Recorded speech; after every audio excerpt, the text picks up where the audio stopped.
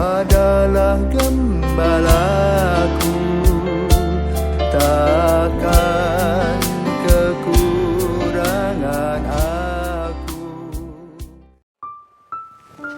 Saudara-saudara terkasih di dalam Kristus, selamat pagi. Salam jumpa lagi dalam Sabda Siap Saji, Sabtu 15 Mei 2021, pekan ke-6 Paskah. Mari kita berdoa. Karena Bapa dan Putra dan Roh Kudus. Amin. Bapa yang penuh kasih, hari kenaikan sudah kami rayakan dan kini kami menantikan kedatangan Roh Kudus. Maka pada hari ini adalah hari kedua novena Pentakosta, di mana kami mohon seperti para rasul, kehadiran-Mu dan kekuatan-Mu yang memberi kami boleh berjalan dalam segala situasi. Ajarlah kami untuk mendengarkan dan memahami kehendak-Mu, sehingga kami boleh berjalan bersama-Mu dalam kehidupan kami sehari-hari, dalam cinta kasih-Mu, demi Kristus Putra-Mu dan pengantara kami, kini dan sepanjang masa. Amin. Tuhan bersama-Mu dan bersama Roh-Mu. Inilah Injil Yesus Kristus menurut Yohanes. Dimuliakanlah Tuhan. Dalam amanat perpisahannya, Yesus berkata kepada murid-muridnya, "Aku berkata kepadamu, sesungguhnya segala sesuatu yang kamu minta kepada Bapa akan diberikannya kepadamu dalam namaku. Sampai sekarang kamu belum meminta sesuatu pun dalam namaku. Mintalah maka kamu akan menerima, supaya penuhlah sukacitaku. Semuanya ini kukatakan kepadamu dengan kiasan, akan tiba saatnya aku tidak lagi berkata-kata kepadamu dengan kiasan, tetapi terus terang memberitakan Bapa kepadamu. Pada hari itu kamu akan berdoa dalam namaku, dan tidak kukatakan kepadamu bahwa aku meminta bagianmu kepada Bapa, sebab Bapa sendiri mengasihi kamu, karena kamu telah mengasihi aku dan percaya bahwa aku datang dari Allah. Aku datang dari Bapa dan aku datang ke dalam dunia. Kini aku meninggalkan dunia lagi dan pergi kepada Bapa." Demikianlah Injil Tuhan. Terpujilah Kristus. Saudara-saudaraku terkasih, ketika para murid mendengar kata-kata Yesus tentu tidak memahami apa yang seharusnya mereka lakukan, sama seperti anak-anak. Di seminari ini anak-anaknya berkumpul dari umur 12 tahun sampai 18 tahun. Untuk jelasnya dibuatlah tata aturan, baik jam belajar, pelajaran, yang mana yang diberikan, kapan doa, kapan makan, dan sebagainya. Namun sebagian anak belum paham dan belum mengerti. Contohnya, bacaan-bacaan rohani yang dibuat asal-asalan. Ada anak yang membuat berulang-ulang bacaan itu. Artinya bahwa anak ini tidak paham bagaimana membuat bacaan rohani.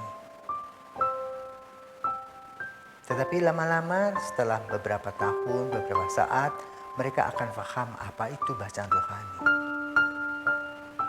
Demikian pula apa yang digambarkan oleh Yesus tentang gambaran damai, sejahtera, dan sukacita untuk seluruh dunia ini belum ditangkap oleh para murid. Mereka hanya berpikir, ya yang penting untuk aku, untuk kami, cukup. Padahal Yesus datang bukan untuk mereka saja, tetapi untuk semua orang. Maka dikatakan oleh Yesus, "Aku datang dari Bapa dan aku datang ke dalam dunia. Kini aku meninggalkan dunia lagi dan pergi kepada Bapa."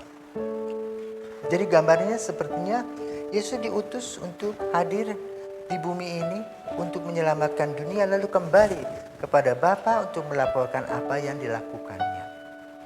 Demikian pula para seminaris nanti pada waktunya akan tamat.